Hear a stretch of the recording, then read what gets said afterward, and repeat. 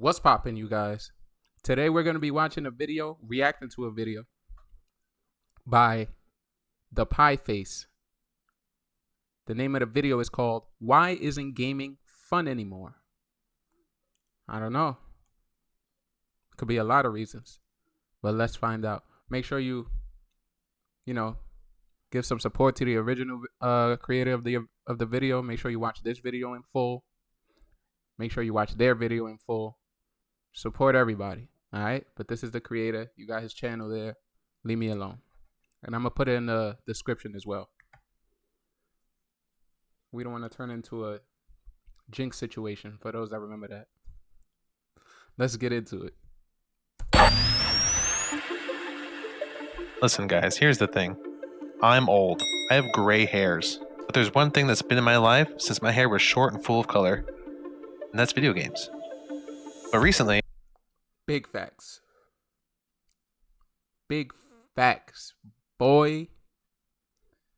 The first time I've ever remember laying my eyes on video games was... I think I was like 8, 10.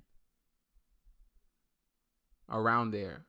Probably younger, probably older, but around 8 to 10. I went to this house party with my parents. You know, being a kid, you always dragged to these type of events. And you can't stay by yourself, right? Yeah. So I could come back and then my house is on fire? No. So I went, and these were my cousins, per se. But in the Spanish household, everybody's your cousin. Even the dude down the street, that nigga's your cousin. But anyway, but these were my legitimate cousins. And they were playing a game that it had cars. First, the system, let's see if you guys could guess the system. The system was a square and it was gray. And it had a big circle on it where the disc went in. No, not the Dreamcast, you dumbass. It's the PlayStation 1. And they were playing, what was one of the best AAA, not AAA, we didn't even know what AAA was at the time, but one of the games that if you were on Sony, you had to play. You guessed it. Twisted Metal. I remember seeing Crimson, a red car that looked like a Ferrari. I'm like, ooh, and every time he did a special, all you heard was, boom. I'm like, oh, shit. And then the other guy was using Spectre. They were playing 2 players. And now these niggas picked the fastest cars, or the fastest looking cars in the game. Nobody wanted to pick, what was the Crazy Jacket? Nobody wanted to pick the Taxi. Niggas picked Crimson and Spectre. And maybe Thumper, because he looked cool. And he was pink. But yeah, so these dudes were going at it, and I'm there with my eyes open like this. Glazed over like, yo, you controlling the TV right now? But yeah, that was my first experience. And after that, I'm like, I couldn't wait my turn. There was kids lined up. Like, his room looked like a freaking toy store of all the kids wrapped around his room waiting for their turn. And of course, they'll get wrecked by the dudes that own the game. There's always one guy that owns the game. He's always on the first controller, and then you just see the second controller rotating. And you mad excited, you about to play, and then all you hear is, and you blew up. There go your turn, you dumbass 10-year-old. To the back of the line. But yeah, so that was my first introduction to video games. And then from there, I begged my parents, yo, can I have a PlayStation? I want a PlayStation. I remember we went to PC Richards on Rockaway Boulevard, took the A train. We got the PlayStation. And it was all downhill from there. I've realized that I spend a lot more time consuming content about video games than I do actually playing video games. In fact, in the past couple of years, there's been months at a time where I did not play a single minute of video games. And it most certainly is not because I'm a busy and accomplished adult with a roaring career and social life. Yo, as I get older, that's more and more common. That shit happens to me a lot. Like, he's not lying. And I think that happens to people that's been playing video games since young. And they're in their older years now. Like, for me, I'm talking late 20s, early 30s. Like, that type of shit. So, I've been playing since the 90s. And now in this modern era bullshit, yeah, I find myself watching way more content regarding video games. Or reading about video games or watching somebody play video games than rather than me play it. And I also find myself like sometimes when I want to play a game, I really don't feel like it. But I'm like, yo, I should be playing games right now. I will watch a Twitch streamer or a YouTube video about that video game to get me excited to just pop in the game and play it. So I get where he's coming from. That's just crazy. Why does that happen, though? Does anybody know? I have no idea. Because quite the opposite. My life mostly revolves around watching YouTube videos, streams, and shows, but I actively miss playing video games and spending countless hours immersing myself in creative worlds and game systems, and it seems like I'm the only one with this problem. All of my friends still have the games that they're obsessed with and play all the time. I personally don't enjoy most of those games since apparently I'm a boomer that hates games now. So what's the deal? Am I growing out of this hobby that I've loved for so long? Or perhaps I'm just jaded from the infestation of corporate greed and its insatiable hunger for infinite growth afflicted upon us at every corner, in every game, with cash shops. You saw that stock footage of the guy going like this? What's the nigga from EA? That's Andrew Wilson. Just put his face right there. Money. Bitch ass nigga. But yeah, it's the latter. It has to be the latter. But the first shit he said about growing up, that has a little part to play too. And battle passes, so many battle passes, and coins, and the crystals you have to buy, and the crystals, you don't get the right amount of crystals, and it doesn't make sense for all the items in the shop because you have a little left over because they want you to spend more money. And there's 18 million currencies for one game you have to keep track of, and you can't use this currency without having this currency full, and then this currency turned into that one, and then you got to transform and transmog all those currencies together, form them, fuse them, make sure they come out Ultra Instinct. Then you got to put them into this machine, and then that machine gets thrown in the water, and then the water turns the machine, and the machine comes out, and then the machine goes into a trash compactor, and then the trash compactor goes into another trash compactor, and then that goes into the landfill, and then the landfill, they recycle it, and then they bring it back to you. Then they put it into the game, turn it into an NFT. Or maybe games are just bad now. Or is it some other nuanced collection of reasons that I'm going to spend the rest of this video exploring and talking about? Yeah, no, games are definitely just bad now.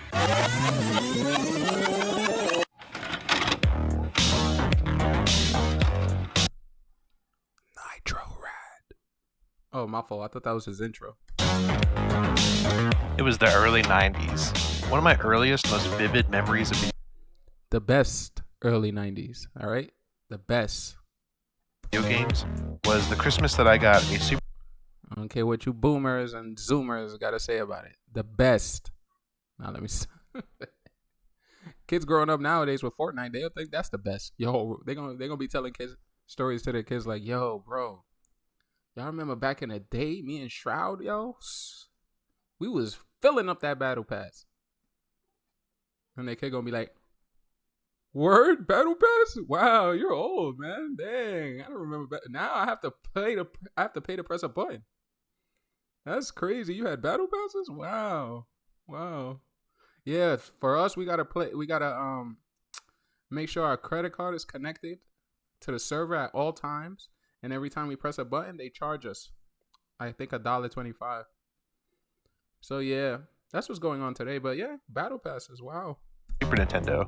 I got this Mickey Mouse game called The Magical Quest, starring Mickey Mouse. I remember just laying down in my living room for hours playing on my little CRT TV. It was like crack to my tiny little underdeveloped brain, just seeing pixels moving at my command.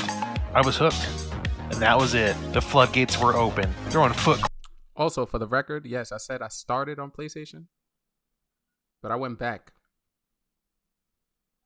Because my dad used to work in maintenance, and then he used to find consoles and bring it home, and I used to keep it. So I started off with the PlayStation.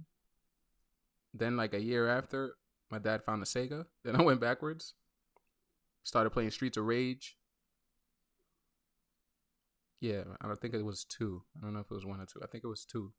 The one where you call the cops, and then they shoot a rocket, and it makes a circle. Axel had yellow hair and all of them. But yeah, whatever. I don't remember clearly, but then we had Sega. And then, like, a couple months after that, he found the Super Nintendo. So then we went back, played Mario and all that. So, yeah, it was in the wrong order, but I did all this shit too, so. Clan ninjas into the screen in Turtles of Time, collecting all the letters and Donkey Kong Country. Stomping. Nobody says nothing about fucking Donkey Kong, bro. That's the real Souls-like. Koopas. In Super Mario World, solving puzzles with all the cool items and the Link to the Past, that kick-ass intro in Super Metroid, I was hyped and stressed out of my little mind for that. This era was peak gaming and would forever solidify me as a Nintendo fanboy. Rose-tinted glasses or not, peak gaming. I don't care if you guys say nostalgia. It's not peak gaming. Peak. Now, there was a lot of things wrong with gaming back then, but peak. But then, a few years later, the most fateful day of any kid growing up in the mid-90s, the Christmas where I got my... It was that sick-ass green one that was bundled with Donkey Kong 64 and that little RAM pack.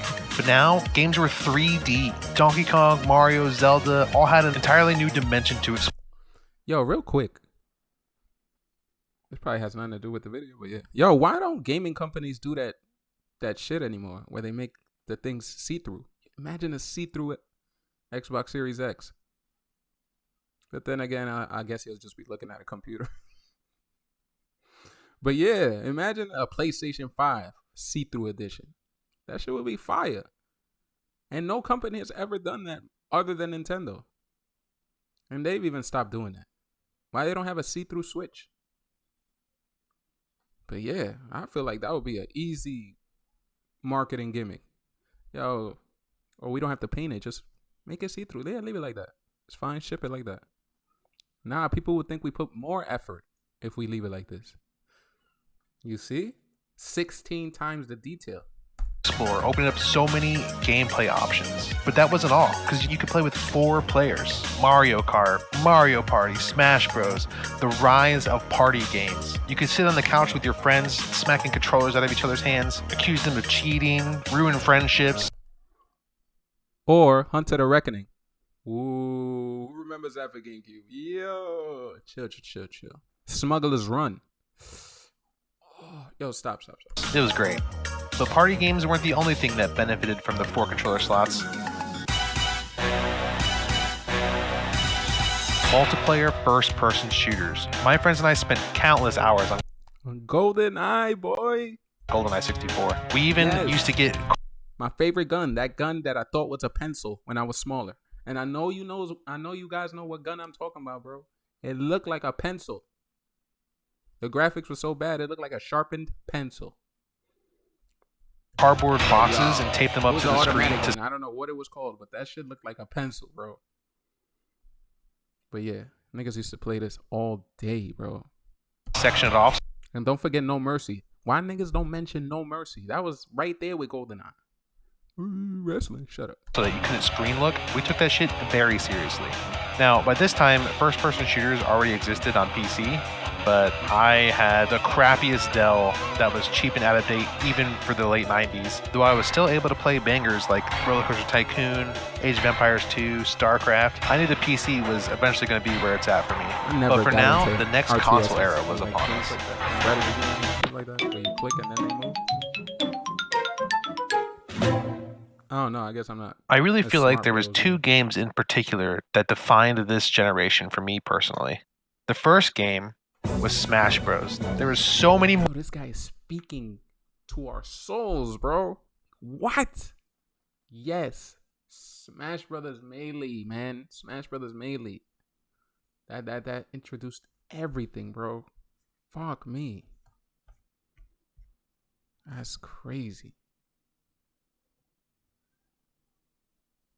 No, it was... Wait, what? What was the order?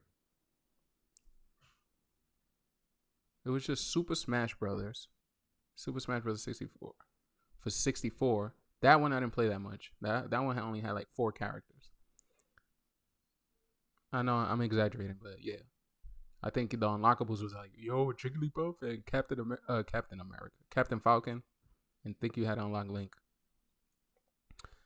But then after was Melee for GameCube. Okay, yeah. That's the one niggas live on today. That's the best Smash ever created. With the wave dashing and the Falco and all that shit. But I think that's the one we spent the most time on. Shout out to my nigga Eli, boy. Used to commandeer his house. Or you would see it. You open his door, his living room there. Just TV on the floor with mad controllers going everywhere. Wires everywhere. Just Niggas is pissing on themselves, not using the bathroom, all that just to play Melee, bro. Dumbass kids. But yeah, good times, bro. Good times. And then niggas say they ruined it with Brawl, but we was still in there with Brawl. We thought Brawl was what? Nigga, we was waiting in line for Brawl, getting snuffed. Nah, I was here first. No. Ah, we got the last one. Nah, this, nah, that. And you know what's crazy? Back then in those times, yo, when you got home and you popped in the game, it played. It started. You didn't need a 30 million gig update. That's crazy. Nowadays, you run on, try to play a game, pop it in. Yo, yeah, even though you have the CD, there's nothing on the CD. You have to like mount 1,500,000 million gigs onto the CD for us because we don't feel like doing it. So you wait. I know it's Christmas Day and you want to play, but nah, you wait. Maybe you get to play tomorrow. The day after Christmas, when no one cares. More characters than the first game. So many more stages. Yo, what was your main though? My main was Mario. My nigga was so simple. Just when you jump and how you do that backflip kick, like Law and Tekken, the rainbow kick. Press up on the C stick, yeah, C stick. Not none of that. Yo, we gonna press the input. No, we use C stick. It's easier. Controlled beautifully. It was a masterpiece. One time my parents made us go play outside, and so we stuck the TV up against the window and threw the controllers out there, and so we were all just standing outside playing Smash Bros through a window. And the second game was Time Splitters 2 from the same. Yo, this nigga, yo, you was my friend growing up, bro. This nigga said Time Splitters 2. He didn't say 1. He didn't say Future Prefect. I know it's Future Perfect, but I had a friend. His name was Adrian. We went to school together. I think this was middle school. This nigga, his gamer tag was Future Prefect. And I think he meant to put perfect. He spelled perfect wrong. But it was a thing of Time Splitters. Time Splitters 3, Future Perfect. Yo, but we used to play this 4 players all day, bro. I used to dream about waking up, going to my friend's house just to play this game. That's crazy. Yo, who was Yachtman in this game, bro? And if you do, let me know the intro of when you know how you pick the character and then they say the intro. I'm going to do mine right now. So my main was Harry Tipper.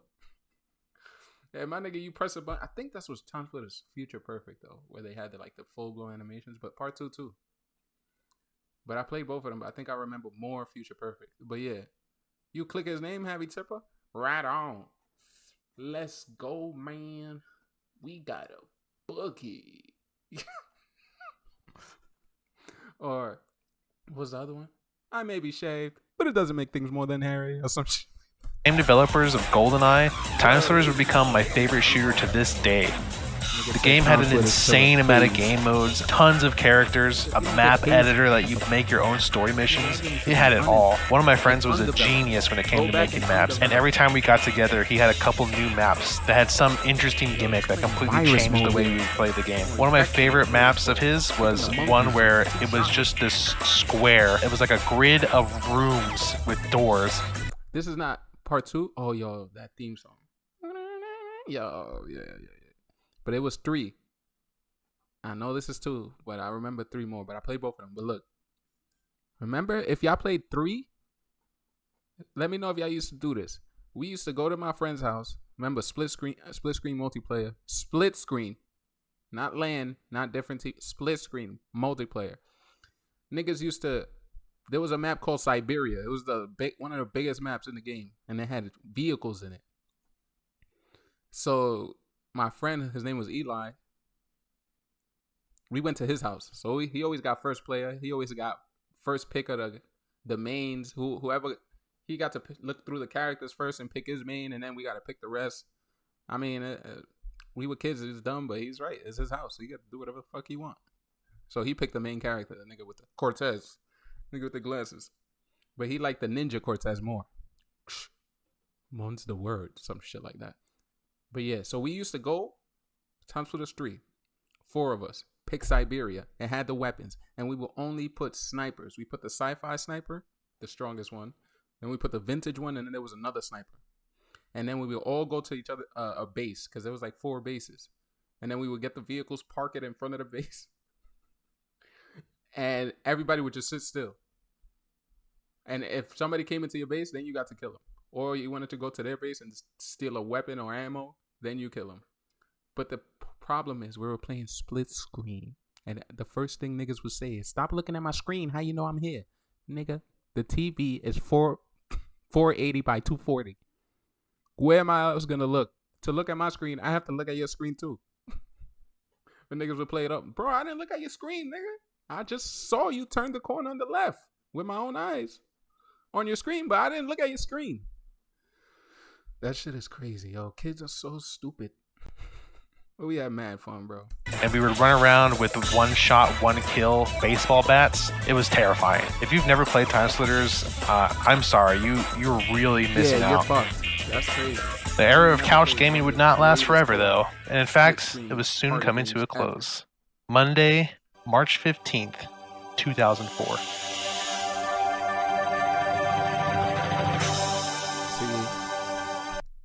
This is what I'm tight about. Like, I had a computer at these times, but I didn't, but I had.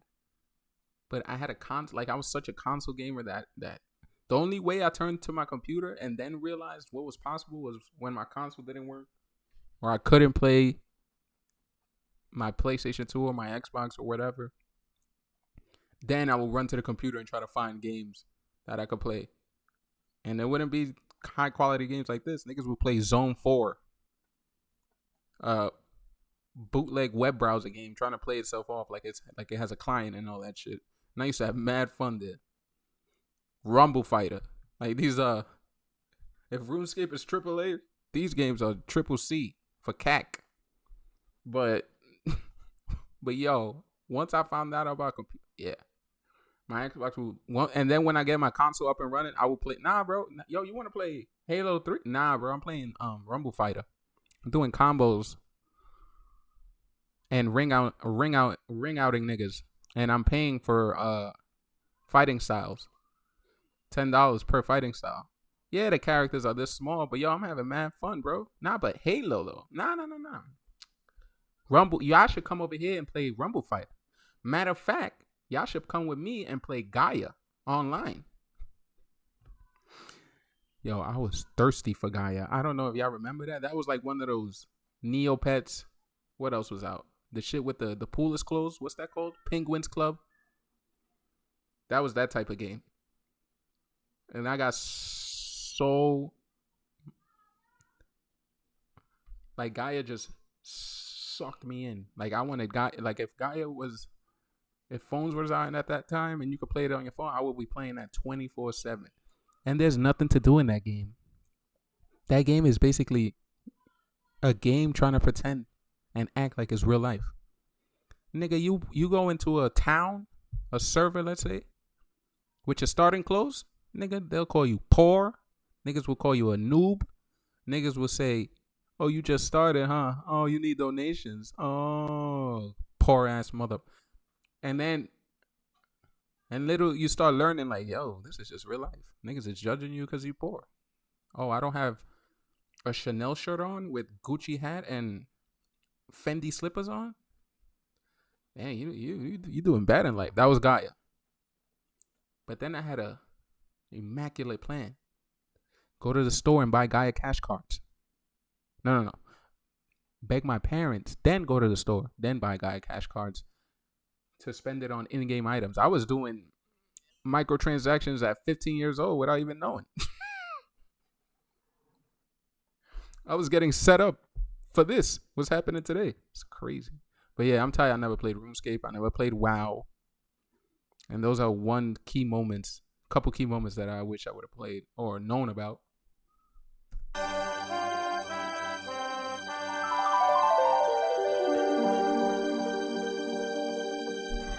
This was the day that I created my first RuneScape account.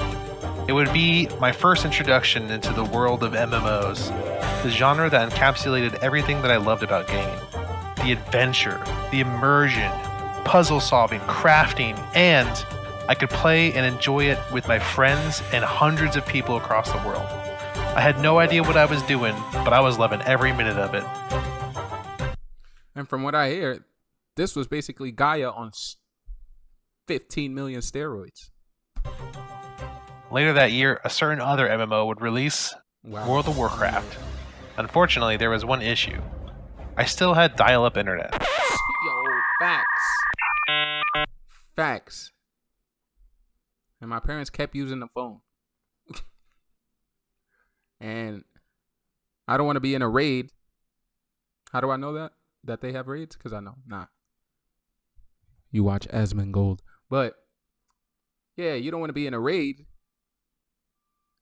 And then the phone rings and your mom picks up. And then she talks for 30 minutes.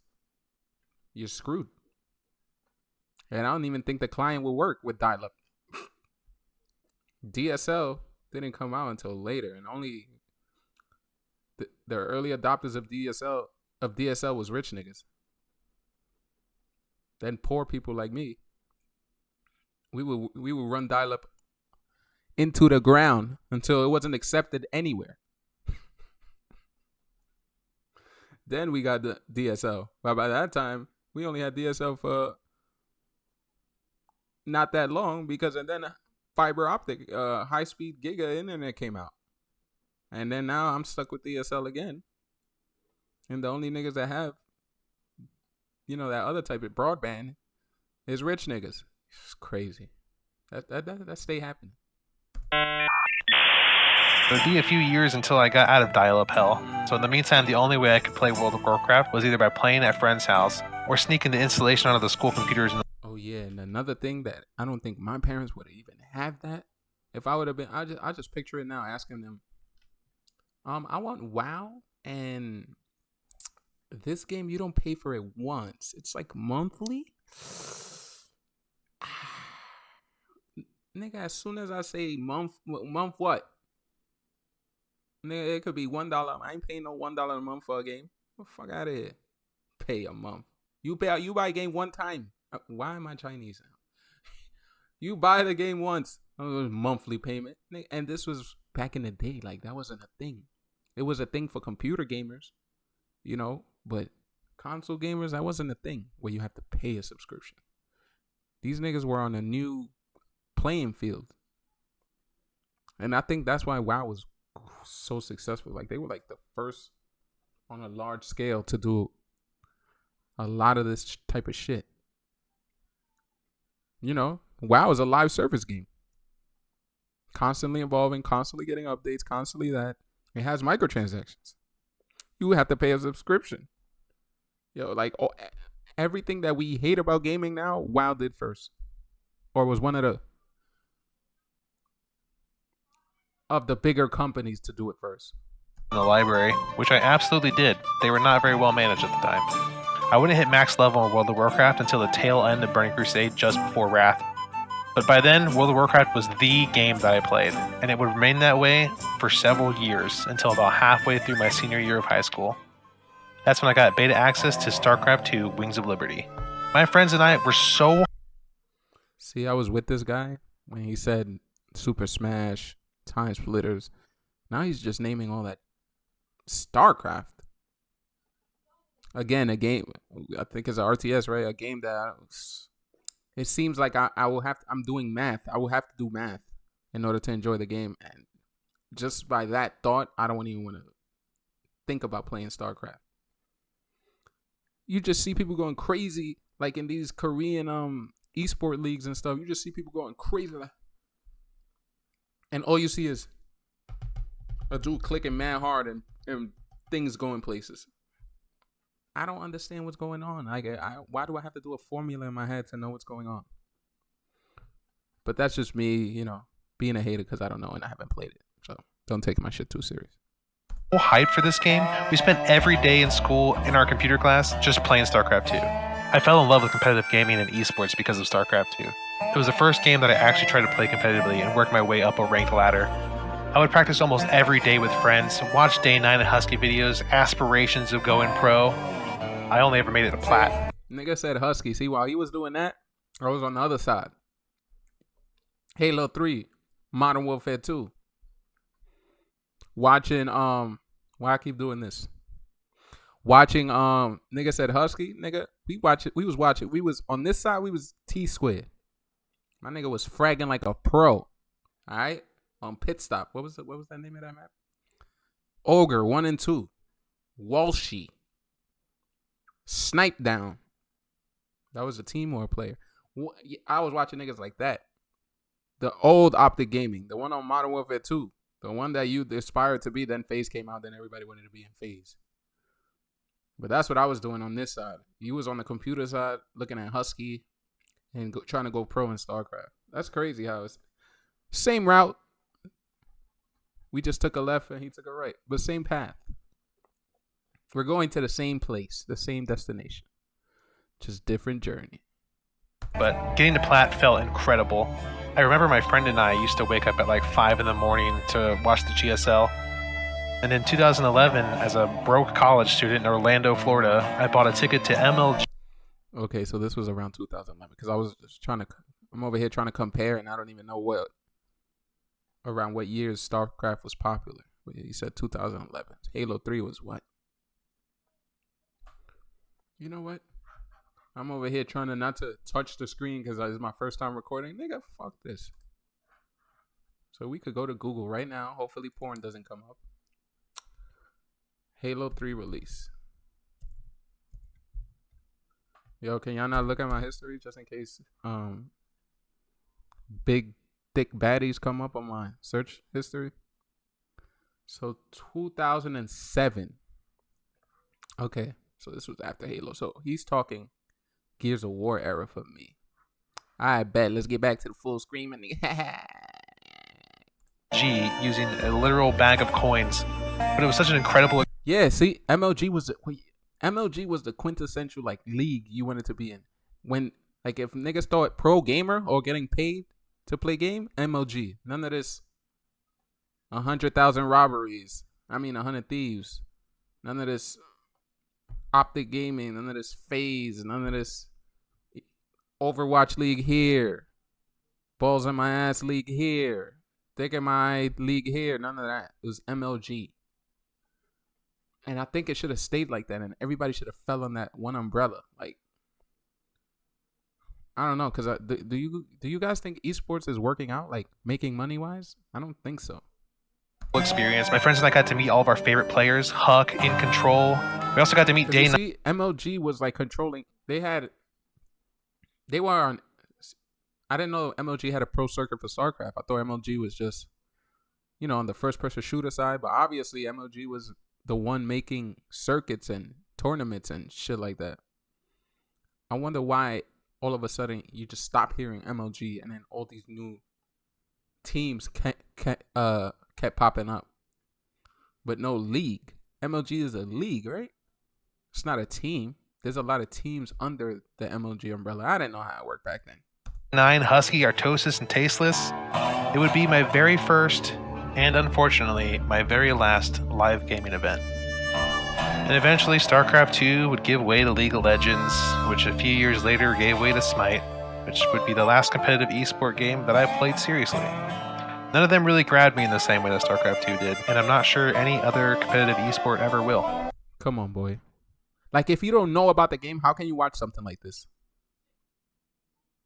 This looks like the person playing it is doing calculus.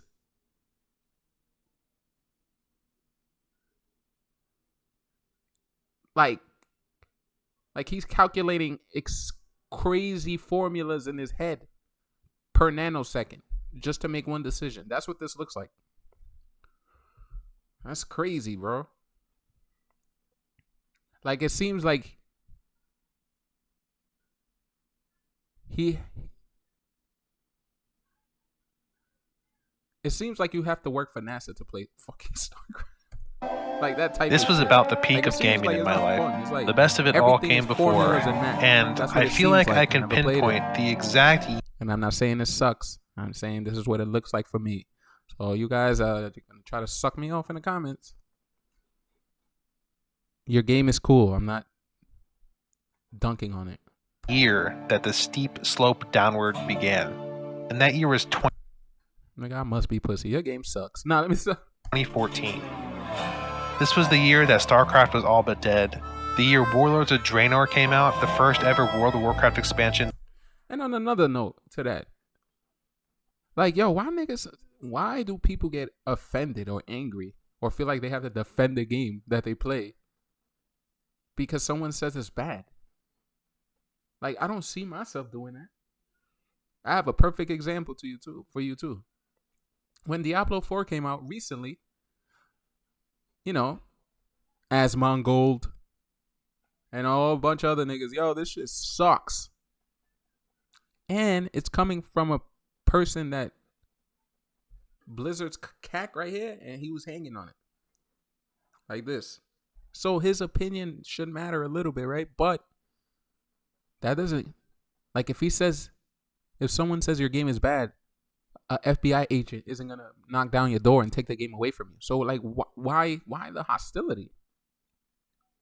Why? Like, perfect example. I played on and off Destiny 2.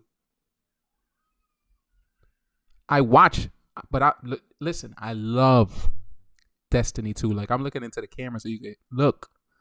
Yo, I love Destiny 2. There was a time where I was playing it months, 3 to 6 months straight. YouTube video open while I'm playing, researching it like I'm getting a degree on Destiny logistics. While actively, when I'm not playing Destiny, I would watch videos about why Destiny sucks. Because I know it has problems. I love the game, but I know it has problems. And when people say, yo, this game sucks, yo, this game microtransaction whore, yo, this game, all they care about is the Eververse, yo, this game, yo, they just keep putting out the same weapons with a different skin, yo, this, all that is true. But I could still love the game also. But I acknowledge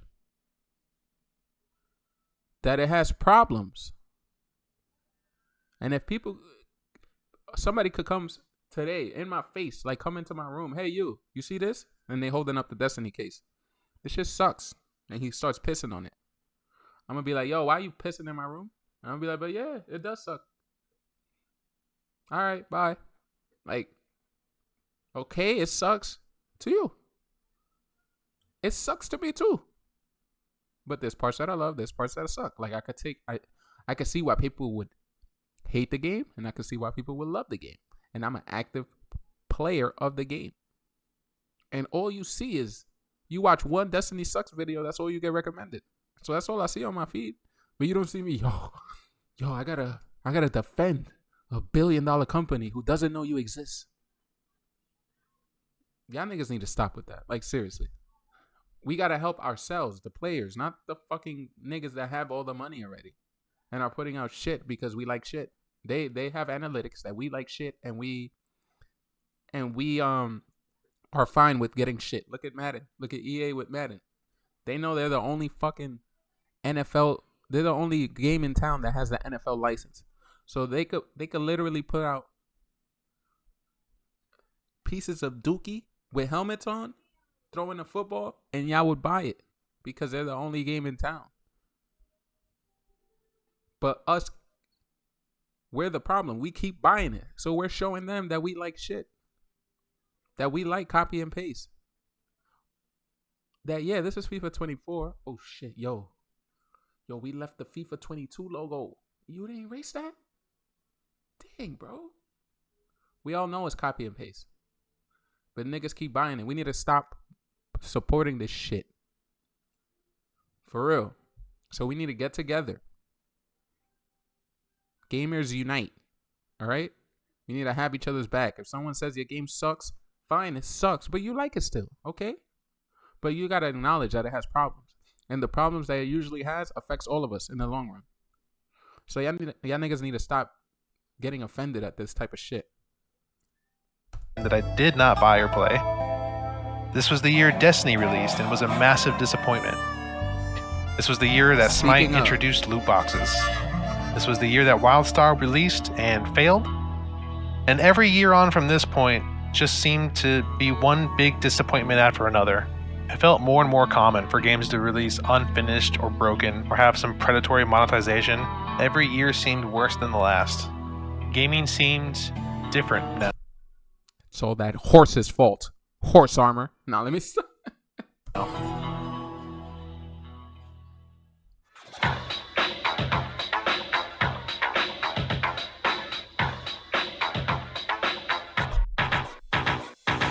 The gaming industry has grown incredibly fast since I first picked up a controller. In fact, in 2021, the games industry raked in more cash than music and film combined. A good Yes, sir. Because this is the best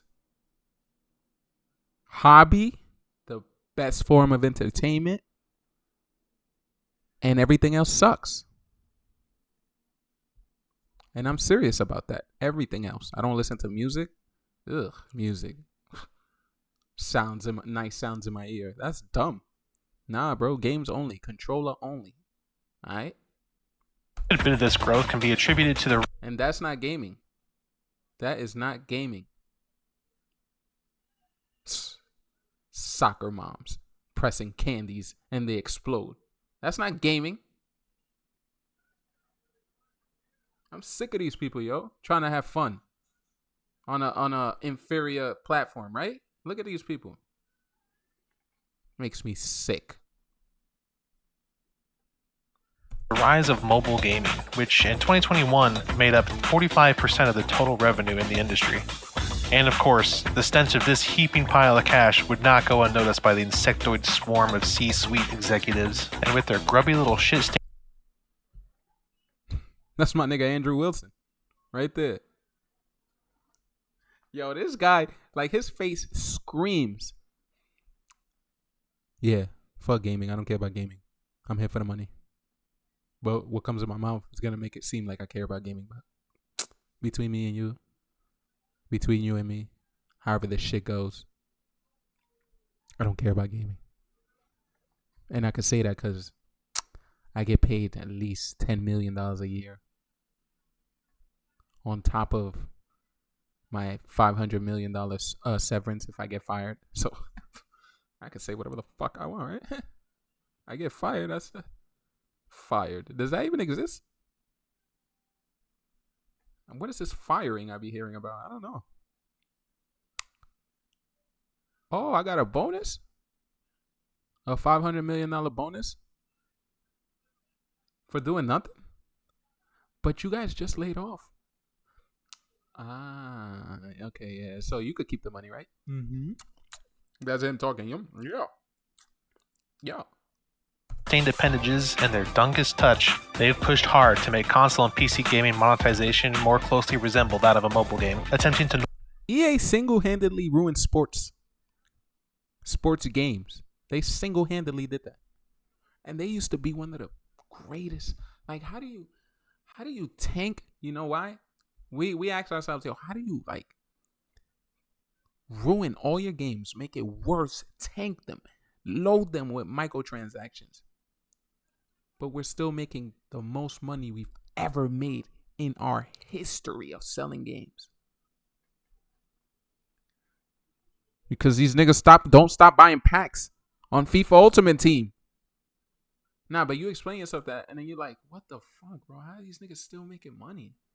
And how they gotten to the point where they don't give a fuck? Because they like telling you straight up, like, nigga, no, we own the license. We're the sole proprietor of this license for years to come. We are copy and pasting every year. You guys are paying $70 to $100 for our update. And all the money is coming through. Oh, you wanted to use this one person? That he's in the team. You see him everywhere in real life, like on TV and shit. Oh, but you want to use him in this game? Well, you're going to have to find them amongst the millions of other packs and cards. And get lucky if you find them. It might take $1. It might take $3 million. Most of the time, 100% of the time, it's 100% the latter. But you explain yourself this, and it's the fucking monetization of the games. That's why these niggas don't care. They're making so much money. They're not hurting in their pockets. That's why they're not changing. They are not changing. Niggas keep buying FIFA. Niggas keep buying Madden. Niggas keep buying 2K.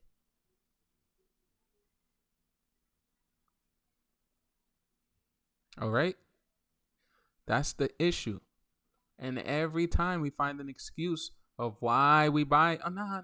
I mean, you know, this. Yeah. If you're going to buy it, don't play Ultimate Team. Do something, bro. Like, if you're a gamer for real, you would know when you got the same product twice. So they're trying to play you as you're stupid and we accept it? Like, yeah, we stupid. So, fuck it. They were right. We're stupid. No, bro. You know where this shit is going to lead us in a couple years? Shamelessly, everything is going to be a gacha game.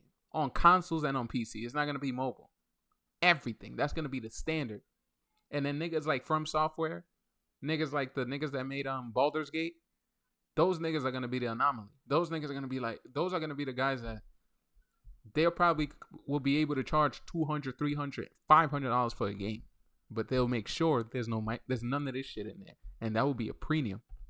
And niggas will be gladly paying that because this is going to be the normal shit. And then it's going to be a point where nobody's going to remember how games were. People that are growing up today and in the future going to think that this is the norm. If us old ass gamers don't band together and we got to stop this shit. And I know this sounds like a, soapbox type thing, but that ass, bro. This is ridiculous. I'm sick of seeing this shit in my games. And I'm to blame too. You know how many times, you know how many Fortnite skins I got? I don't play Fortnite. I play Fortnite every time my friends ask me, which is once every 6 months. Oh, yo, we play. Oh, you got Fortnite downloaded? Yeah. You want to play no build real quick? I bet. And then every time, the first thing I do is go to the store. Yo, what's in here today? Like I play the game every single day, 24/7. Nigga, your last login was 6 months ago. And the first thing you do is looking for a fucking skin. Nigga, you buy 2 skins, $20 each, 3 skins. You just bought a full game without you even knowing it because you're spending $20 separately. Oh, it's not that much. Oh yeah, it's not that much. Full game. And then the full game that you wanted that's coming out 2 months later, you don't have no money for it. Because you were swindled. Oh, nah, it's only $10. It's only $10 here. Yeah. You were swindled out of it without even knowing. So, I'm in this too. But, bro, we got to acknowledge. Yo, you tell these people that Madden sucks, they'll defend it to the grave. They'll defend Ultimate Team to the grave. Like, bro, at least be aware that there's a problem. That's it. Just acknowledge it. I don't care if you keep playing it or whatever. Just acknowledge it. Don't try to save face for a Fortune 500 company. Normalize all the same underhanded tactics which apply psychological manipulation in various ways to pry as much money as they can out of its users in a predatory manner. Whether it's feeding off of players' addictions by implementing gambling adjacent mechanics, or their frustration by creating problems and selling back the solutions, or FOMO with limited time, buy now expensive skins. The online nature of the live service model has primed games for these sort of exploitations. It's not completely without its pushback though, as we gamers. And a big distinction about the Fortnite is free. It's not like Madden or EA. I keep going back to them, but they're the worst ones, yo. The game is free. So, okay, if I want to spend $65 worth on skins, that's fine. It's free. You want to support the developer, whatever. Support the developer like they fucking indie. This is Epic Games we talking about. But yeah, whatever. This is not, I just paid $70 for a roster update. And now I have to pay more money to use a player that I want. And I can't get something else because you're the only one that has an NFL license. I don't want to play Backbreaker in 1995 or meatheads throwing balls in helmets 2024 because they don't have the license for the legitimate teams. I want to play with legitimate teams. I don't want to play with the Phoenix is hot out here or the Miami, my shirt is open and I'm by the beach, or the Chicago windy cities. Like, I don't want to play those teams. I want to play legitimate teams. They know what they doing, bro. They know why. Ooh, I can't wait until that license gets stripped from them or that contract runs out. I seen a video where they said they have the sole license to make NFL simulation games. They're the only ones that could do that. So, nigga, if I gotta wait, copy and pasting for the last 10 years, do you think I'm gonna stop? And I'm making the most money I've ever made? They're not gonna stop on their own. Imagine us if we were in that position. Unless we're altruistic and the goodest people at heart, then it'll be different.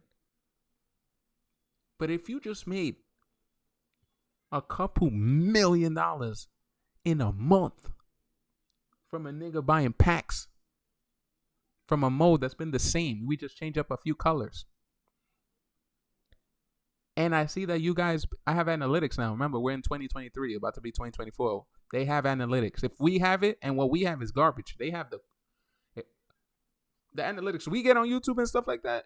Whatever they get is tenfold. So just picture their analytics is on a different level, and it tells them, yo, these niggas are still buying this game crazy. You think I'm gonna take the time, even if I'm $1 billion company, to make another one? Why would I waste more money when y'all keep buying the same shit? All we did was change the number and update the team. Y'all keep buying this.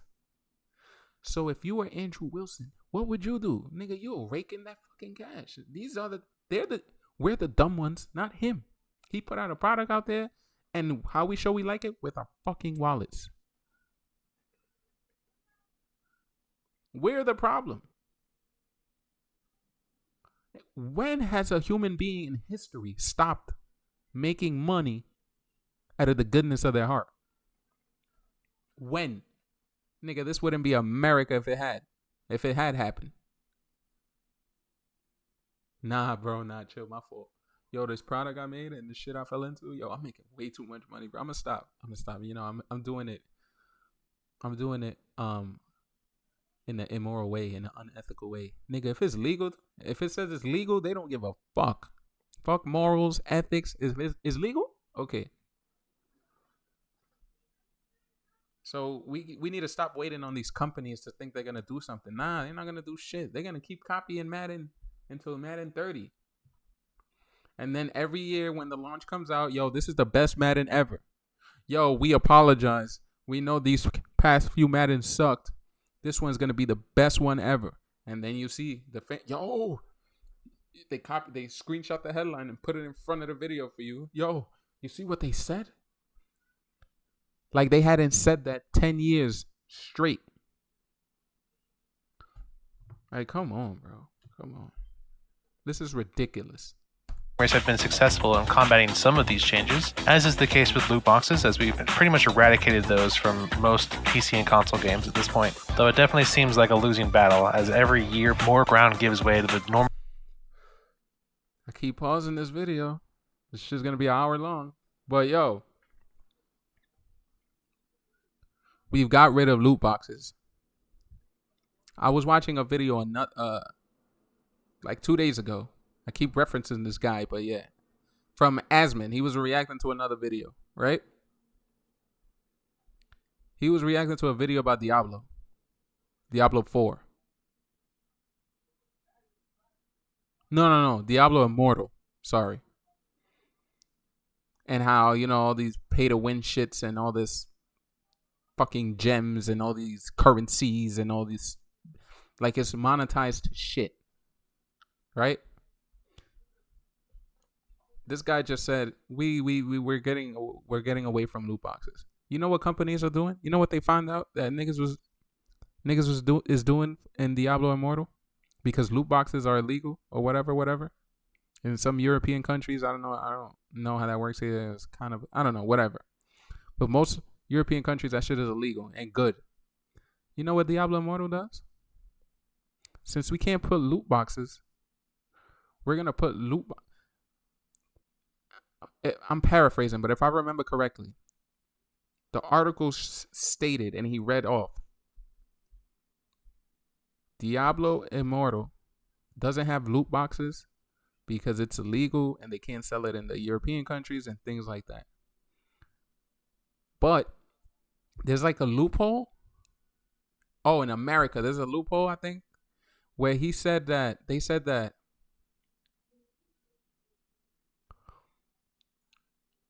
you can't have loot boxes, but you can have like the mechanic of it.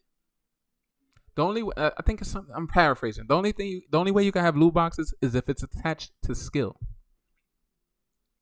to something skillful, not just straight random chance, not just here's a box, press the box, shit comes out. So you know what Diablo Immortal does? So you know how in Diablo you could you go into a dungeon, right? And at the end of that dungeon, there's usually a boss, right? What happens when you kill that boss? In any Diablo game, but especially Diablo Immortal, what happens? A chest comes out and random shit pops out. But this is more egregious in Diablo Immortal because you have to pay for, I think, Eternal Legendary Crest or something to get a higher probability of getting the rarity for the gear you want. So it gives you a higher chance of getting a higher rarity item. So the more crests you have, I didn't play it, so I didn't play Immortal, so I don't know exactly how it works. I'm paraphrasing off the video. So the more crests you have, the more better drops you get, something like that, right? You don't get the exact drop you want, but you get if you want a legendary rarity or an eternal and ancestral, whatever the highest thing is, the more crests, the more of that rarity will come out that chest. So what they did, so for it not to be called a loot box and for it to be legal, they just attached it to a monster and deemed it that you're getting it through skill. It's not a straight loot box. Nigga, what skill? This is my opinion, but in most Diablo games, there's no skill involved. It's not like Dark Souls or any From Software game, most of them, where they hit you, you press B, or wherever you are, whatever the roll button is, you press it, B, in my case, in Xbox. You roll, and when you roll, that roll has iframes. You dodge the attack. In Diablo, you know what happens? You know what the skill is in Diablo? Get higher and better gear. There's no skill. There's skill when it comes to certain bosses, where certain bosses have like that telegraphed bullet hell thing, like in Enter the Gungeon. Like, okay, it says a red line comes out. It says he's gonna shoot here, so move here. Okay, that has a little skill in it, and it's only bosses that I see that happen with, because regular enemies outside, they don't telegraph shit. Most of them don't show a shiny red line first or where it's gonna go, and then you move. No. The gameplay in Diablo is get better gear, tank hits, stand in one place, press your skill button, and hopefully your skill button is stronger. Hopefully you're more powerful than the enemies, and hopefully you kill them first and they kill you. If they do kill you first, get better get better gear to stand in one place and be able to mash your skills for you to beat them before they beat you. That's the skill in Diablo. And I'm not saying that's bad or that's wrong or that's unfun, because that is fun to me. Nigga, that's the best thing about Diablo, that I feel like, oh shit, my skill comes from getting the loot. I love standing in one place and watching shit disappear. Oh, I died? Alright, let's go back. Let's farm this thing. Get this better armor piece so I can stand there and press it more. And then hopefully you die now before me. So it's get better gear, fight this, don't die. You die, get better gear, fight this. But there's no skill involved. Like, skill to me is reaction time, movement, shit like that. The skill, what brings skill into Diablo is your knowledge of the game. That's where skill comes in.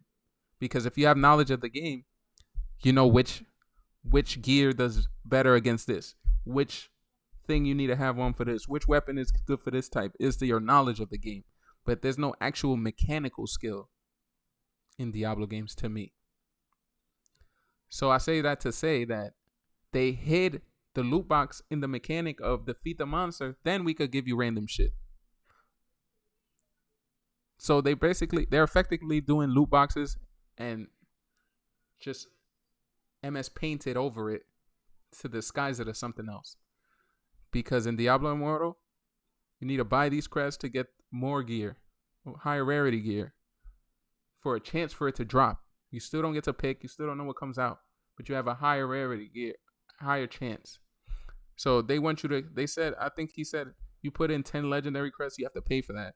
And if you're raiding with somebody, if you're dungeoning or raiding with somebody that has 2 crests, and you have 10, more shit is gonna drop for you here than here.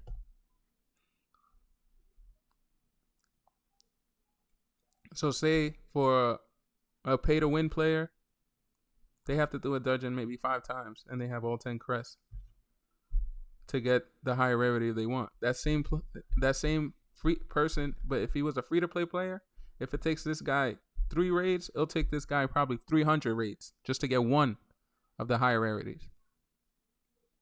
Because he doesn't have the crystals, he didn't pay for the crystals. He's a free to play player. So yeah, they didn't stop doing loot boxes. They just hid it in some other mechanic. Oh, it's behind the loot box. It's based off skill, so you can have loot boxes. Nigga, that is not skill in Diablo. But that's the loophole that they found in America. Nigga, over there, I think in Europe they told them to go suck a glizzy. You know, so. But yeah, let's finish this video. Normalization of such strategies in like a 1 step forward, 10 step back kind of way. Nonsense. For example, if we look back, it wasn't that long ago when DLC was considered outrageous. It was seen as devs taking content out of the original game and holding it back to sell later. But as always, the ground gave way and the conversation shifted to whether or not it was day 1 DLC. That's what they started doing in the era where this shit was like prominent. Because remember Halo? Halo put out a couple map packs, like a year or 2 years. I don't know the time frame, but they put it out at least after. And there was, I remember Xbox, I think it was Halo 2. They sold individual map packs as DLC for the original Xbox.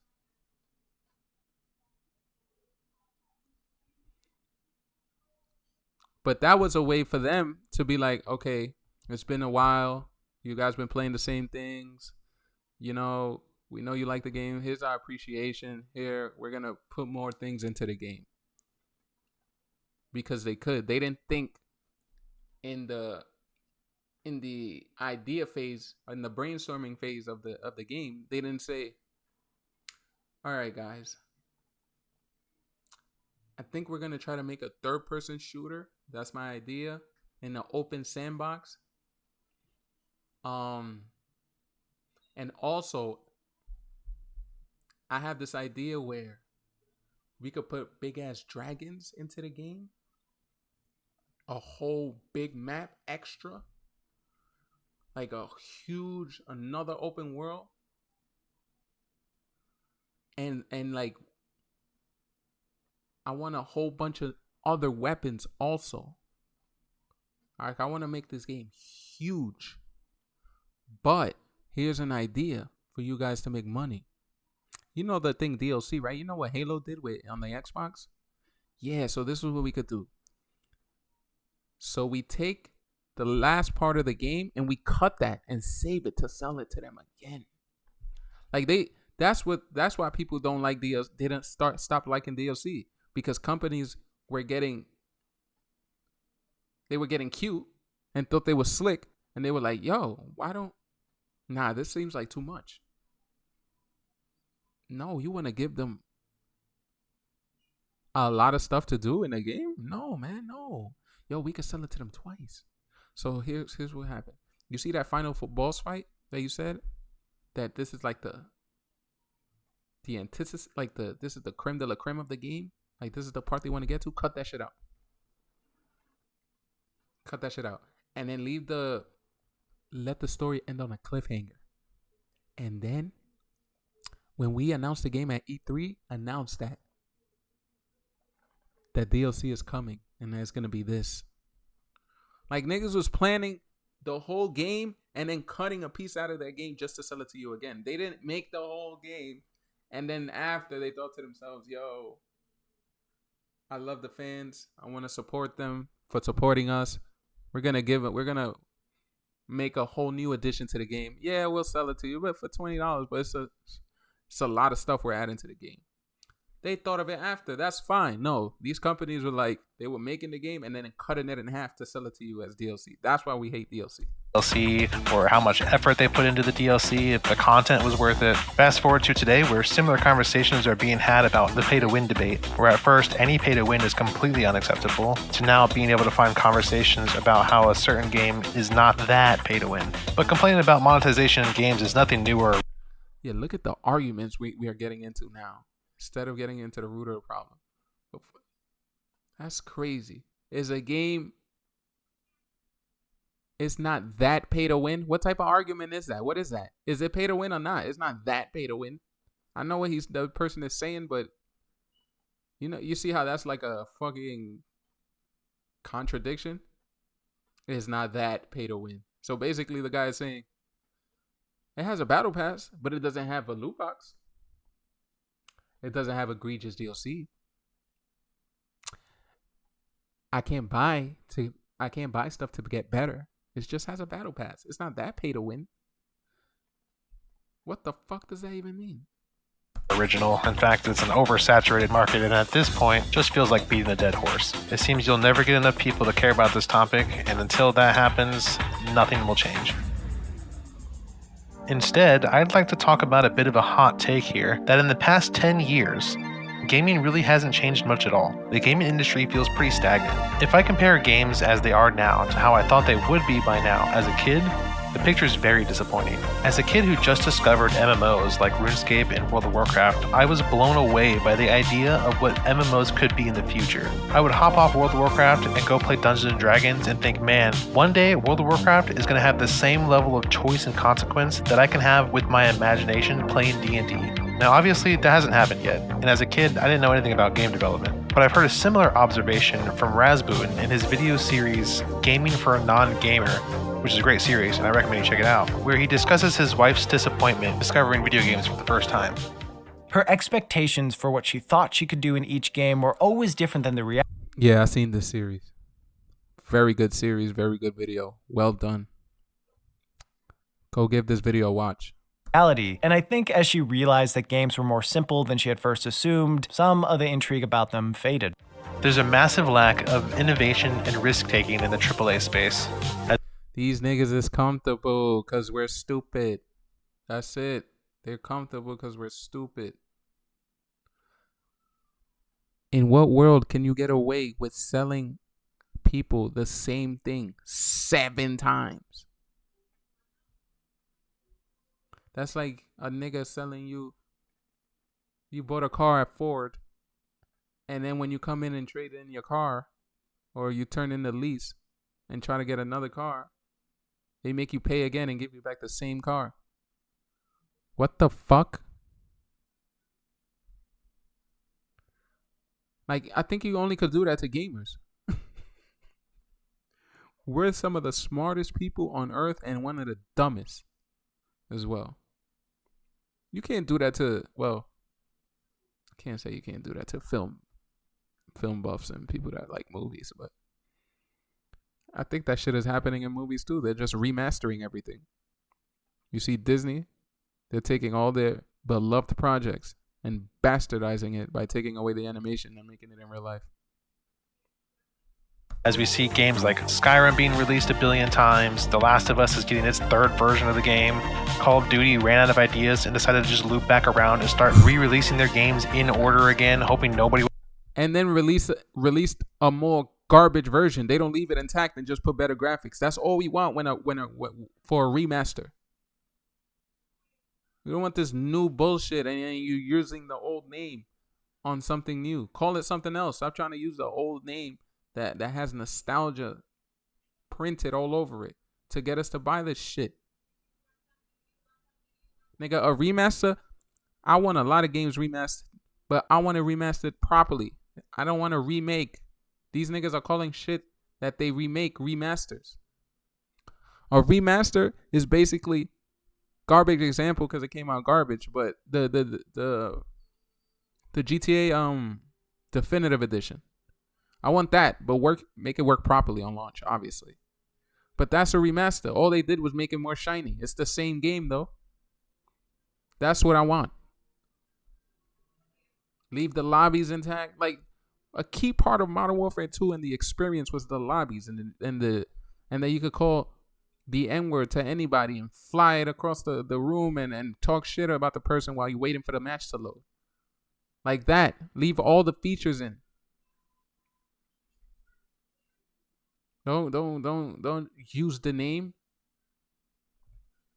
That's like you know what you are right now? That's like Mitsubishi taking that beloved Eclipse name from Too Fast, Too Furious, that purple Mitsubishi, the Eclipse. That was a crazy car. That was up there with the Evo, the Skylines, the RX-7s and RX-8s. That was up there.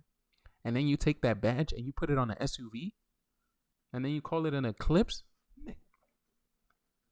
What? You would notice, but they somehow made all the games worse, so everyone noticed. Which brings me to my next point, where not only are companies not really interested in innovating at all, but they seem to be actively taking steps backwards in innovation. Why would they? When they're being flooded, they're making the most money they've ever made. If you look at something like the original Fallout's super in-depth dialogue system versus Fallout 4's dialogue system, it's a huge step back. But even though I'm talking all this doom and gloom, there's still good things happening, because when a good game actually comes out, it doesn't have microtransactions. It works. It's a full complete game. They're not selling you DLC right before you even bought the game. That gets a lot of praise and a lot of attention. To the point where devs are hating on it because they're doing they're contributing, I guess. I don't know why, but I'm guessing they're contributing to the microtransaction and all this cesspool in gaming. Excuse me. And then companies are making some of the greatest games ever made with the style of how games were made back then. Perfect example. I know you know what I'm gonna say, but perfect example. Elden Ring. When that came out, the highest peak of players, the highest numbers of concurrent players, all the articles, game of the year, so that's a good thing too. Even though we talk about all this doom and gloom and everything, but when a game comes out and they do it right, they get the praise, and they deserve that praise. They deserve all the praise in the world for as long as possible. So all these other pieces of shit can see, yo, you could still make a game that's fun, with core principles. Gaming used to be, I remember like Bungie, we like games that are fun. We make games we want to make. Who else had a stupid motto like that didn't mean shit? Blizzard. We make games that are fun or some shit like that. But now these mission statements is turned. We make games that suck but make money. That's all their mission statements. Baldur's Gate 3, another example. When that came out, I've never played a Baldur's Gate game, but that got praise. No microtransactions, a full complete game, no bullshit, no nothing. $70, that's it. Full game. It gets praise. It does its rounds in the media. So that's good. And we need to be more like that. Every time there's a company doing it right, we need to suck them off. Back. And that's a tame example. figuratively, metaphorically, and for real. It gets so much worse. Blizzard, for example, figured out that they can retroactively ruin a 20-year-old game with Warcraft 3 Reforged. Well, I guess that was pretty innovative. The only real innovations coming out of this industry are coming from indie games. And that's sad. As a AAA company, I will feel embarrassment that a little game like Hollow Knight has gotten all these awards and maybe spent not even $1 million on it. Where me, Andrew Wilson, let's not do that because EA don't spend shit on their games nowadays either. But a AAA company, I think I'm spending hundreds of millions of dollars on my game and it sucks. I would be embarrassed if I was a AAA game, a gaming company. If I was Andrew Wilson, I'll be tight, embarrassed. If I was Todd Howard, embarrassed. If I was the nigga from Valve, embarrassed. The nigga from Valve made Steam and Half-Life. So, yeah. But, like, if I was these gaming companies, I'd be embarrassed, bro. A nigga made a way better game that I sank hundreds of hours into with $20, and it took you $60 million to make a game, and it sucks. It don't even work on launch. I would feel shame. But yeah, if you wanna escape all this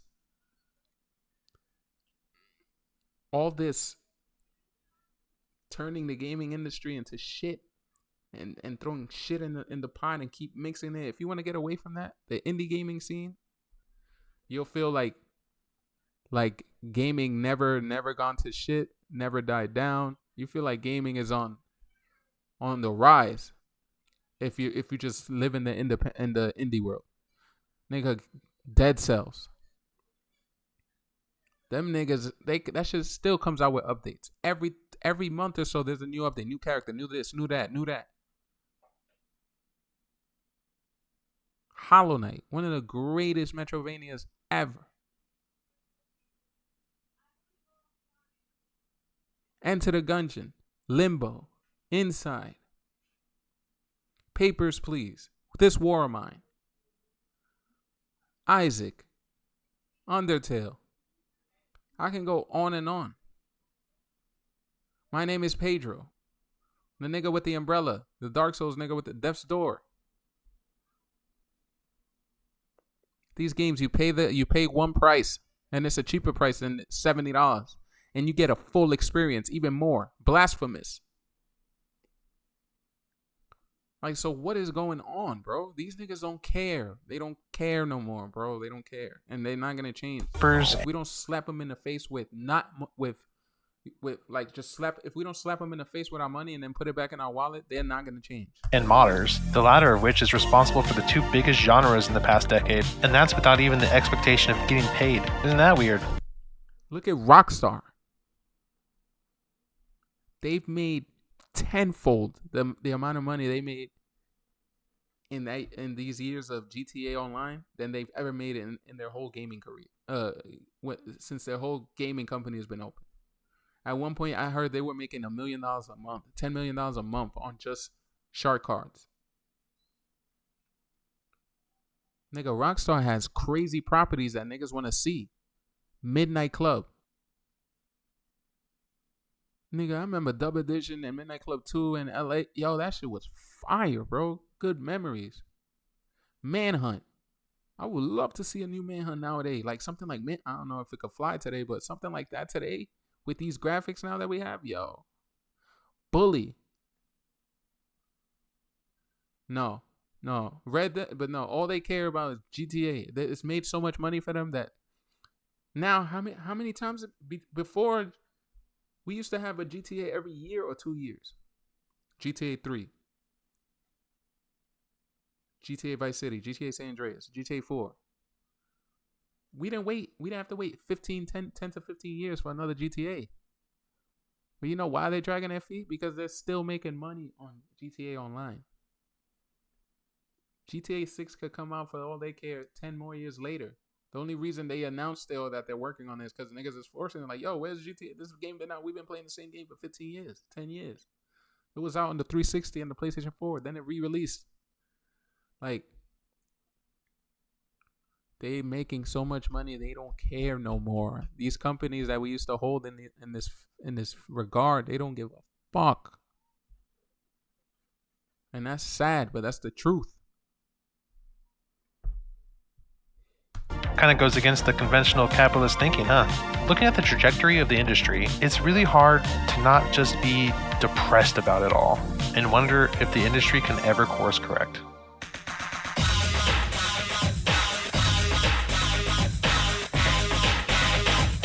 It's weird to think that things like YouTube, Reddit, and all these other social media sites haven't really been around that long. And yet it's sometimes hard to remember what it was like before they existed. These sites have made data mining, crowdsourced information, and video guides all accessible to everyone at all times. In some cases, the internet will have every bit of information about every mechanic and secret in a given game before they even release. And all of these things have drastically changed how we play video games. Let's take a look at a game like World of Warcraft. If I had to describe... Before he starts that, I know this is a reaction, but I'm starting and stopping. Fuck it. You want to watch the original video? Just go to his channel without interruption. But before I know what he's going to say, before he says it, we don't play games the same anymore. You have to have, and we're talking about serious gamers, okay? I went over this. Oh, no, I didn't. Never mind. But I thought, forget that. We're talking about serious gamers, not casuals, not people that double dutch in and out to a game for an hour, had fun, left. Yeah. We're heading out. We're ready. You leaving already? I'm making a video, that's why. You leaving? Yeah. Okay, you going to the library? If it's not open, we'll just... Alright, bet. You need me to do anything? You said the food is done, right? It's turned off and everything? Everything's done. Alright, bet. What time y'all guys coming back? Before dark. Okay. Maybe like an hour. Alright, bet. Sound good. Alright. Bye, Sage. Bye.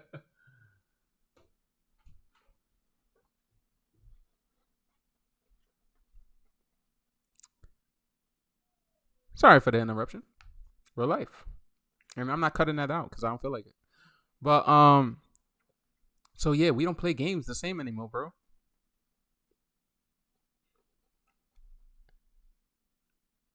And this goes for, like I was saying, serious gamers, not casuals, not double dutchers, none of that. Serious gamers. And I don't mean you got to get paid to play. You got to be a professional. I mean, like, you take a game seriously. You want to know the ins and outs. You want to be the best at the game. Even if it's a single player game, you want to have all the best stuff. You want to know what's the most efficient. So basically, we play games now with a YouTube tab open. That's what basically I think he's gonna say.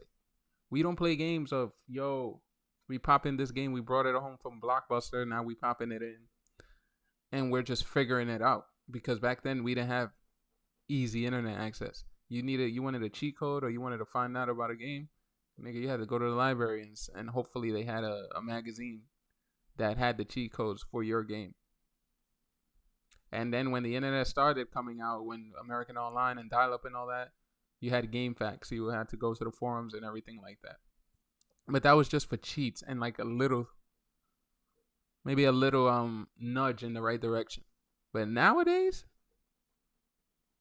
nigga, I feel before, like, just an example right now that's happening to me actively right now. I just bought Diablo 4 a little later than usual. I was supposed to buy it when it came out, but whatever.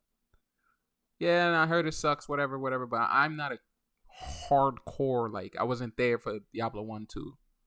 I was in and, like, I double dutched into 3, so I don't have an opinion on that. But for niggas that are Blizzard and Diablo fans, they say Diablo 3 sucked. But from what I saw, it was okay. And but now I'm playing Diablo 4. And before I even pop in the game, I've watched already like 6 30-minute videos of. The first couple things to do in Diablo.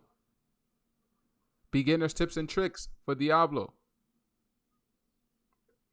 What's the best class? Diablo. What to do first in Diablo. Like a bunch of literal videos about the game before me playing the game. When back then, that would have been like almost spoilers. Like, you would have been like, nah, I don't want to know shit about the game, bro. I want to figure this out by myself.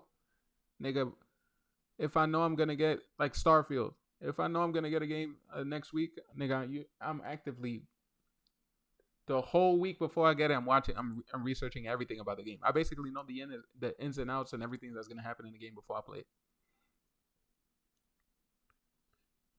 Dark Souls, another game. Another series that I have the YouTube.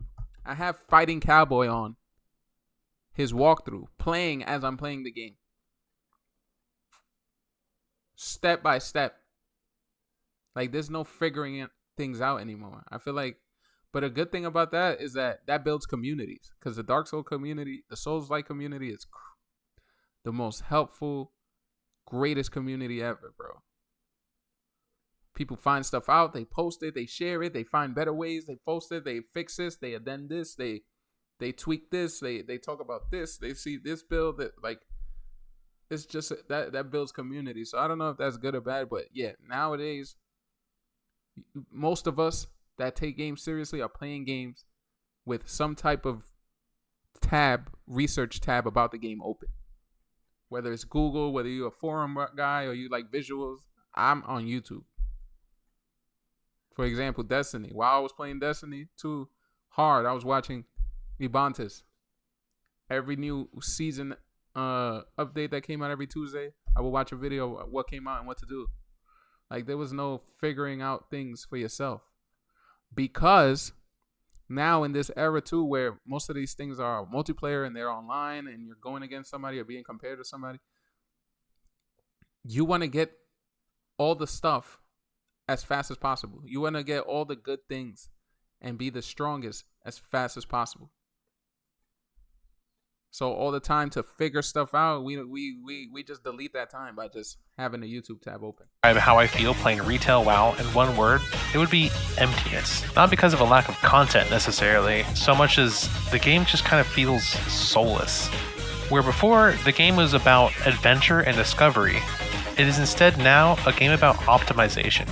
It's essentially a solved game where add-ons and logs have optimized gameplay to a T with little room for experimentation or creativity.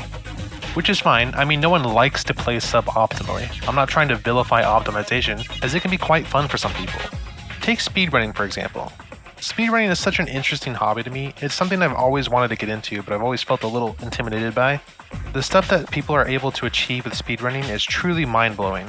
Some of which is only really possible because of the interconnected nature of modern gaming, where sharing glitches and exploits is part of the fun of collectively iterating on runs to shave off more and more time. But then if you look at something like RuneScape, one of the most solved games that has become literally all about the optimization, you'll find a community who's made it a tradition of coming up with off-the-wall challenges and restrictions inflicted upon their accounts, also known as snowflake accounts, so that they are forced to forge their own path. There's no guide to follow on how to clear one of the hardest raids in old school RuneScape if you're not allowed to leave the swamp zone. But one man, after 3 years of theory crafting, grinding, and 33 very entertaining YouTube videos, was able to accomplish that goal, with hundreds and thousands of people watching and loving it. So clearly, the problem for World of Warcraft isn't just optimization itself. It's that optimization isn't just confined to the few who enjoy it, but instead sort of forced onto everyone else. With all these tools available to everyone and things like Raider.io assigning public completion scores, everyone is expected to be fully optimized or not play the game.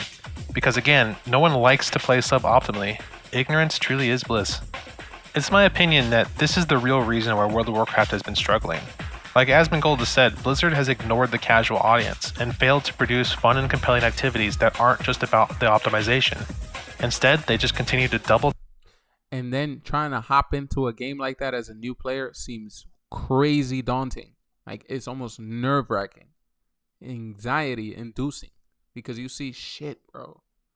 The guys that have been playing for years, I'm never going to catch up. That's how you feel. by just looking at something, you know? So if you do decide to play, you best believe you're going to try to get everything everyone else has and even try to find new ways if that even is possible, which most of the time it isn't. But yeah, that was one of the things too that like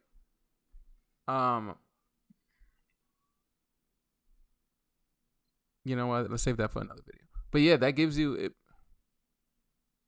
So imagine taking a break from one of these games for a long period of time and then coming back. It's almost like you're a new player again.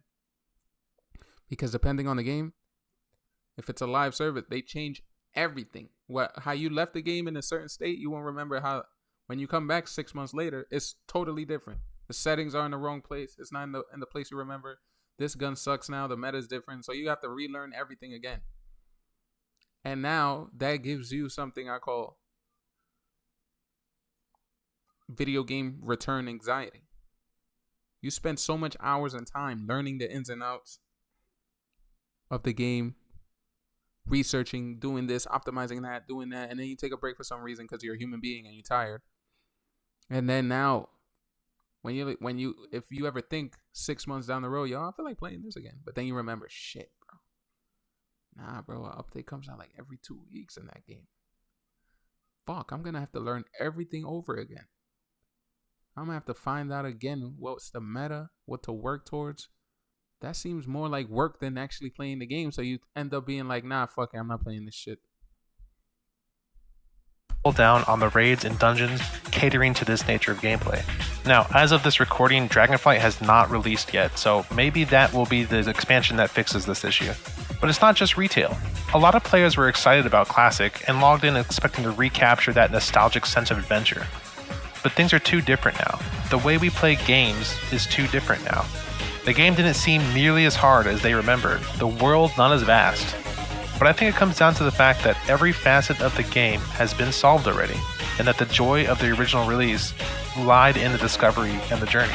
Now, this is not everyone's opinion. There's still plenty of people that very much enjoyed Classic. This is mostly just anecdotal sentiment from me and my friends.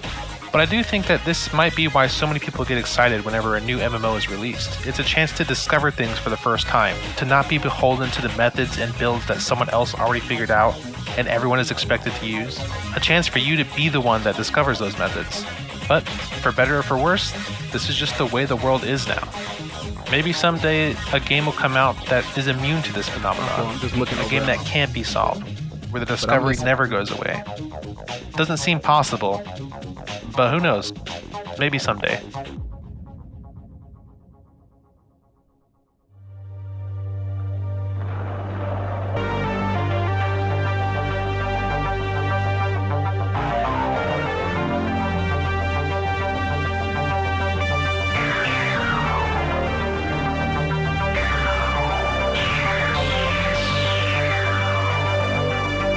We gotta ask ourselves that too. Are we just getting too old? Because that has to play a part too. Maybe not as big of a part, but it has to play a part. I don't feel like a different person. I feel like I always have been and always will be me. But I've changed my mind and opinions on a lot of things in the past 10 years. Growing up and dealing with adult responsibilities can be really stressful. You're faced with a lot of change and uncertainty, and it can be really easy to succumb to worry and regret. But worry and regret are just a waste of time. Time that could be better spent having fun. You know, people say video games are a waste of time, but personally, I think that having fun and enjoying your life is the best way to spend your time. But what do you do if you no longer enjoy your favorite hobby? With this fog hanging over my head. That's why it sucks that we have to work, bro. Nah, I'm not saying anything about socialism here, but fuck, bro. Wouldn't it be better if we just had time to do whatever we want? There'll be more innovation, more breakouts, more finds, more time for research. People will get to find themselves. Like all this rush. I feel like also like this. When you come out of high school, I feel like everybody should be awarded mandatory 2-year break from school, from anything, from work. You just have 2 years. The government gives you 2 years to find yourself or to do what you want to do in that time. You think most of us? When I came out of high school, I didn't know what the fuck I wanted to do. I didn't know what college I wanted to go to. I was just doing it because that's what society told us to do. And as a first generation American, your parents want you to go to college. So you just do. You don't know what you want to do in life. You don't know what you're working towards. Nothing. And most of us are like that. No, but as soon as you get out of high school, you got to go to college. No. So you're setting up people for failure because most people you have to pay for college. So most people are paying for something that they don't even know what they want to do yet. They're just doing it to please somebody else or to please society. Nah, bro, we should need a 2-year mandatory break. Just to do whatever you want. Figure yourself out. If you want to be lazy all day and not do nothing, do that. But you had time. No, this rushing and this go mentality is like, that doesn't give people time to think. And then after they're done with college and everything like that, that's when they realize, yo, I just wasted my money on a useless degree. Because you're not giving these young people, kids, time to think and to explore at life and to see, okay, no, I don't want to do that. I thought I wanted to do this, but it doesn't look. I spoke to a couple people. It doesn't, just figure stuff out, bro. Work culture is, I don't know, bro. I just feel like, and now I'm hearing things about that people having issues with working from home. Now you can't. Now they're demonizing working from home. What? How that's gonna destroy the culture in the world if people work from home. Nigga, only good could come out of that. Then, all this, yo. This is people, yo. The system, just stay trying to be the system and fool people into thinking that the system is good. It's good how we have it. Let's leave it like that. Nobody challenge the status quo. All right. But yeah, bro, if we didn't have to work, if we had our basic needs met, housing, food, and internet, that should be I feel like society should give you food, shelter, and internet. And that always paid. And then whoever wants to work for more could work for more. If whoever's comfortable with that could be comfortable with that. And figure themselves out. That's how it should be, bro. I began reminiscing on how I used to. But I feel like if people had more time to do whatever they wanted to do, I think society would be better off. I think. And let me know what you think too. I want to hear a difference of opinions. This is not going political or anything. I'm just saying, common sense. Wouldn't that be? I feel like, as a society and as a culture and as a nation, we'll be 10 times ahead if people didn't have to work. There'll be more time to do what we want to do, to explore, to find out other things, to just explore. If people had more time to work on their hobbies, more things would be invented, created. I think it would be better. I don't know. Enjoy games. I used to spend countless hours grinding the ladder in StarCraft 2, working on refining builds, seeing small improvements over time, making quantifiable progress in a skill feels so good. The dopamine. But today, if you ask me to play just about any competitive game, I could not be fucking bothered. I haven't played League of Legends in Yo, back in the day, I used to be a sweat, bro. You know what was my retort when people ask me, yo, why you on Xbox? Nigga, because I like multiplayer and I don't care about single player games. That's what I would tell people. Yeah, play on PlayStation, your multiplayer stuff sucks. Your people there sucks. People on Call of Duty Modern Warfare 2 sucks. The competitive nature over there sucks. Yeah, I don't have party chat, sucks. Everything sucks. All right? I know. Now, if I wanted to play single player games, I'll get a PlayStation. That's what I would tell people. I was a sweat. Everything, try hard, everything. I was the type, you beat me. If you beat me in a shooter game, I would be tight. But if you beat me in a fighting game where I have no one to blame, the only thing I could possibly blame is lag, and we all know we have good connections. I can't blame my teammate. I can't blame that he didn't revive me. I can't blame others. I can't. It's just your skill against the other. Ooh, if I lose at a fighting game, that to me was like, dang, that means I suck. I will get so tight, bro. So tight. And with my best friends, too. And they'll know I'll be tight because I'll be quiet. I'll be talking mad shit. Yo, what happened? What happened? I get beat 3 times in a row. All you hear is crickets. Yo, you still on the mic? Yeah, nigga, shut up. What you want? 9. But now, bro, now I don't want to play games like that no more. Like, one of my boys, he loved playing Halo. He loves playing Halo Infinite. He's like, yo, you want to play Halo? And I tell him, nah, bro. I don't feel like clocking into work. I just want to chill. I don't feel like sweating. I don't feel like as soon as I pop out my head from 18,000 meters away, I get a couple battle rifle shots to my head and I'm done. I didn't even see where it come from. Nah, bro, I'm good. I'm good. Yo, you want to play Apex Legends?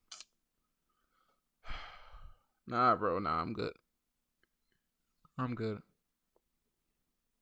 I'll just sit here, do a Dead Cells run, chill, and that's it. I don't feel like sweating today. That's what I would tell him. Now I shy away from that. Like that being competitive thing, I'd be like, nah, bro. Like I already gave up to it. I'm like, nah, my reflexes aren't the same. Like I'm old. Like I don't want to sweat no more because you work, you have a day job, you come from work, you just want to chill. You don't want to go to work again because that's what trying hard and playing sweat is. You gotta work, bro. You gotta communicate with your teammate here. Yo, you did this here. Yo, shoot it. Nah, bro. I just want to. Now, today, my gaming consists of. I turned into a casual. That's the thing. Like, I play games casually now. Even if I'm playing 10 hours, which I don't anymore. I can't even play. Like, most times when I play a game, it's not more than an hour and a half or 2. If I pass 2-3 hours, I'm like, ooh, okay. But yeah, I don't get that same thing no more. And if I do play games, it's for myself now. It's like a single player game or something where I could chill. Yeah, so. But you say to yourself, yo, am I becoming a filthy casual? Do I suck at games now? Ugh. But nah, you're just getting older. That's it. And it happens to the best of us. Years, but I booted it up a couple of months ago. My friends were telling me about all the new champions and the new metas and the new builds, and I just wanted to go take a nap. Is it because my attention span is shot? Is the lack of elasticity in my rotting brain protesting against me trying to shove even more useless shit into it? Maybe both. I used to have the drive to spend hours learning everything I could about a new game. There were times where all I could think about was whatever game I was currently playing, thinking about what I wanted to accomplish next, how I was going to do it, and I wouldn't stop until I finished. Nowadays, I'd be lucky to stick with a game for more than a couple weeks before I'm over it, regardless of if I actually finished it or not. So facts. then, are there any games that I do enjoy? After so many disappointing letdowns and trying to enjoy games that just start to annoy me after 2 weeks, this question legitimately crossed my mind. And at the peak of my jadedness, one game proved to me that I did still indeed have the capacity to fall in love with the game. And that game was Valheim. A game that isn't even finished yet, but a game that so perfectly created a sense of adventure and discovery that it reminded me why I love gaming to begin with. So it seems there may still be remnants of a gamer deep underneath all the jadedness. I've proven to myself that I definitely haven't outgrown the hobby. Maybe I've just been playing the wrong games. And sure, the world is different, and the way we play games is different, but there's still fun to be had. And despite the industry's best efforts to cannibalize itself, there will always be passionate indie developers and modders to pick up the slack and make good games and experiences. And maybe that's enough. That's why, like, sometimes you like, yo, fuck gaming, but I ain't worried. That shit happens where niggas, they want to charge you for every button you look at. That's fine, nigga. I got my indie devs. They make better games anyway than you guys. Well, it kind of has to be enough. But I'm determined to rekindle my love of gaming. And that will be my New Year's resolution. I will begin my search to find the fun. They're already 5 times. Imagine with money.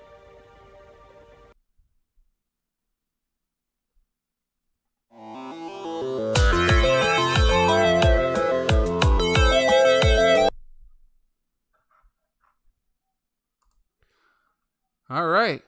So that was my reaction to why isn't gaming fun anymore. It was a long one. But I hope you guys have fun. So, yeah. Thanks for watching the video. Please like and subscribe. I don't even believe myself when I say that, but thanks for watching the video. And again, I'll be here tomorrow, next week. Who the fuck knows? But stay safe, and anything is possible. God first.